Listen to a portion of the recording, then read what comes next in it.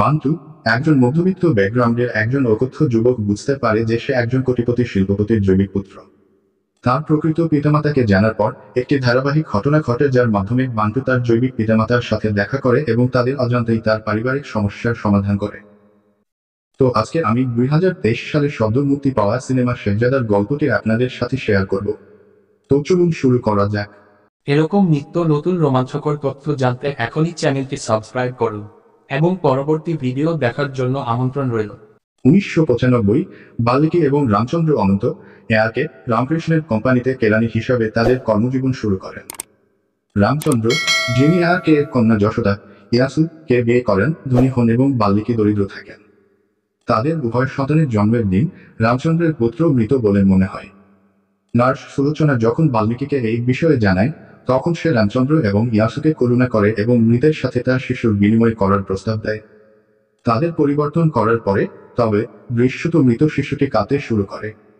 সুলোচনা তাদের ফিরিয়ে আনার চেষ্টা করে, কিন্তু বাল্মীকি একটি সুযোগ অনুভব করে যে তার ছেলে একটি ধনী পরিবারে বেড়ে উঠলে আরো ভালো জীবন পাবে। তাকে পরিবর্তন করতে বাধা দেয়, ঘটনাক্রমে তাকে একটি প্রান্ত থেকে ছেড়ে দেয়। সুলোচনা কোমায় চলে যায় যখন বাল্মীকির পায়ে ক্র্যাম্প হয়, যা তাকে স্থায়ীভাবে লঙ্ঘন করে।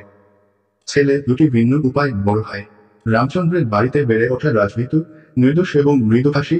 অন্যদিকে বান্টু, যিনি বাল্মীকির বাড়িতে বেড়ে উঠেছেন, তিনি স্মার্ট, সত্যবাদী, স্পষ্টভাষী এবং কঠোর পরিশ্রমী। বাল্মীকি, যিনি রাজের পক্ষ নেন, বান্টুকে তার প্রকৃত পিতা মাতার কারণে ঘৃণার সাথে আচরণ করেন। 2020 বাল্মীকি তার এমবিএ প্রত্যাখ্যান করার পরে বান্টু একটি ট্রাভেল কোম্পানিতে চাকরির জন্য একটি সাক্ষাৎকারে যায়, যার নেতৃত্বে অমূল্য ওরফে আম্মু, একজন স্বনির্মিত ব্যবসায়ী মহিলা। কোম্পানির এইচআর ম্যানেজার শেখরের সঙ্গে ঝগড়ার পর বান্টু চাকরি পায়। অবশেষে বান্টু আম্মুর প্রতি অনুভূতি তৈরি করে, যেখানে সে, আম্মু, শেখর এবং রবীন্দ্র রেড্ডি একটি ব্যবসায়িক সফরের জন্য প্যারিসে যায় এবং ভ্রমণের কিছুক্ষণ পরে বান্টু এবং আম্মু একে অপরের প্রেমে পড়ে। এদিকে রাজ বিদেশ থেকে ফিরে আসে, তার এমবিএ বন্ধ করে। রামচন্দ্র রাজকে প্রত্যাখ্যান করার জন্য পাঠান পদিথালিকে, আপ্পালা নাইডুর ছেলে, একজন ধনী, শক্তিশালী এবং প্রভাবশালী ব্যক্তি, যিনি তাদের কোম্পানির 50% শেয়ার কেনার প্রস্তাব দেন।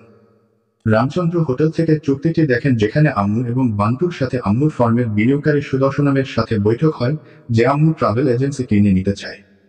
রামচন্দ্র রাজের দ্বিধা এবং পৈদিথালিকে না বলার অক্ষমতায় হতাশ, কিন্তু সুদর্শনমুখে না বলার জন্য বান্টু এবং আম্মুর জন্য গর্বিত।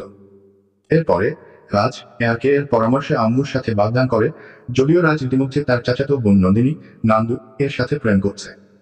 আম্মু যখন বান্টুর প্রতি তার অনুভূতি প্রকাশ করে, তখন সে তাকে রাজের সাথে তার বিয়ে বাতিল করতে রামচন্দ্রকে বলতে রাজি করায়। আম্মু এবং বান্টু বিয়ে বাতিল করতে আসার আগে শেয়ার বিক্রি করতে অস্বীকার করার জন্য নাইডু রামচন্দ্রকে হত্যা করার চেষ্টা করে। নাইডুর লোকদের বাধা দেওয়ার জন্য বেশ কয়েকবার চেষ্টা করা সত্ত্বেও বান্টু রামচন্দ্রকে হাসপাতালে নিয়ে গিয়ে বাঁচান। সেখানে তিনি সুলোচনার সাথে দেখা করেন, যিনি তার কোমা থেকে বেরিয়ে আসেন এবং বান্টুর প্রকৃত পিতামাতা প্রকাশ করেন। ক্রুদ্ধ বান্টু বাল্মীকিকে চড় মারেন, তাকে বলেন যে তিনি তার জন্মের রহস্য জানতে পেরেছেন।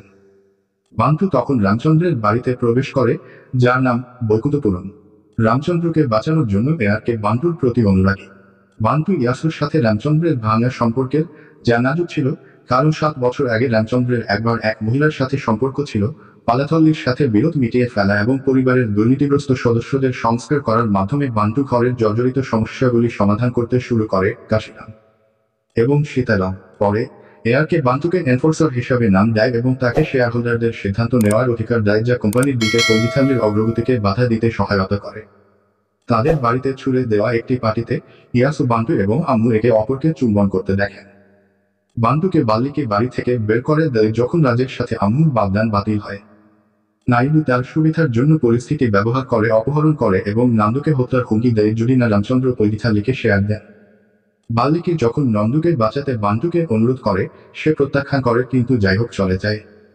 সে গুন্ডাদের মারধর করে, পায়লাথালিকে গালি দেয় এবং নাইডুকে ছুরিকাঘাত করে। পরে রাজ নাইডুকে বাঁচায়। এভাবে রামচন্দ্রের সাথে তার শত্রুতা শেষ হয়।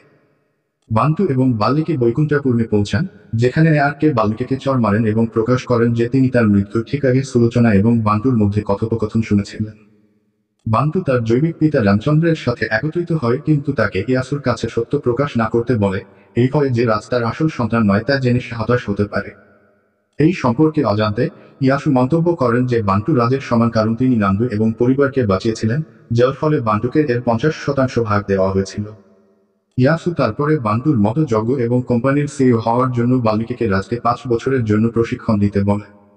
বাল্মীকির বাড়িতে পৌঁছানোর পরে রাজ অবশ্য মনে করেন যে বাল্মীকির একজন নার্সের সাহায্যে 25 বছর আগে বাদশাদের বদলানো উচিত ছিল, যাতে তিনি বাল্মীকির বাড়িতে এবং বান্টুকে রামচন্দ্রের বাড়িতে শেষ করতে পারতেন, যা বাল্মীকির হতাশ হয়ে পড়ে। এদিকে বান্টু একটি হেলিকপ্টারে আম্মুর সাথে সিইও হিসাবে তার নতুন অফিসে যায়, বাল্মীকিকে ঈর্ষান্বিত করে। তো বন্ধুরা, কেমন লাগলো শেখজাদা মুভির গল্পটা? আশা করি আপনাদের সবার ভালো লেগেছে। এরকম আরো নিত্য নতুন মুভির গল্প জানতে এখনই চ্যানেলটি সাবস্ক্রাইব করুন এবং ভিডিওটা আপনার বন্ধুদের সাথে শেয়ার করুন। ধন্যবাদ সবাইকে।